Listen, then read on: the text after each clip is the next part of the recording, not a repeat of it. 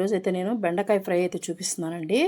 మనకి ఎంతో మంచిది కదండి బెండకాయ అనేది, మోకాళ్ళకు కానీ చాలా మంచిది అంటారు కదా. అందుకని ఈరోజు మనకి జిగురు అనేది రాకుండా ఎలా చేయాలనేది చూపిస్తున్నాను.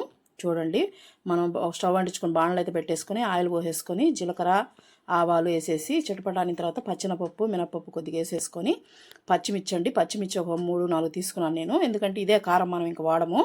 పచ్చిమిర్చి వేసి కరివేపాకు వేసిన తర్వాత అవి కొద్దిగా చిటపటానిన తర్వాత ఆనియన్ ఒక 2 పెద్ద సైజు తీసుకొని సన్నగా కట్ చేసేసుకున్నానండి. అవేం మనకి ఎక్కువ వేగాల్సిన అవసరం లేదు. కొద్దిగా వేగిన తర్వాత మనం బెండకాయ కూడా వేసేసి పసుపు కూడా వేసేసి ఇప్పుడు మనం ఇదండి నేను చెప్పబోయే చిట్కా ఏంటంటే, మనం ఇప్పుడే ఉప్పు వేయద్దండి. ఎందుకంటే ఉప్పు వేసామంటే మనకి జిగురు వచ్చేస్తుంది. ఎక్కువగా వేయకుండా కొంచెం వేగిన తర్వాత ఇలాగా చూసారా పొడి పొడిగా ఉంది ఎలా చూపిస్తున్నాను. అప్పుడు మనం సాల్ట్ వేసుకొని తగినంత మనకి ఒక 5 నిమిషాలు ఉంచేసి బాగా కలిపేసుకున్నామంటే బాగా వేగిపోతుందండి బెండకాయ ఫ్రై అయితే. చూసారా ఎలా పొడి పొడిగా వచ్చేసిందో. అందుకనే సాల్ట్ ముందుగా వేసుకోవద్దండి.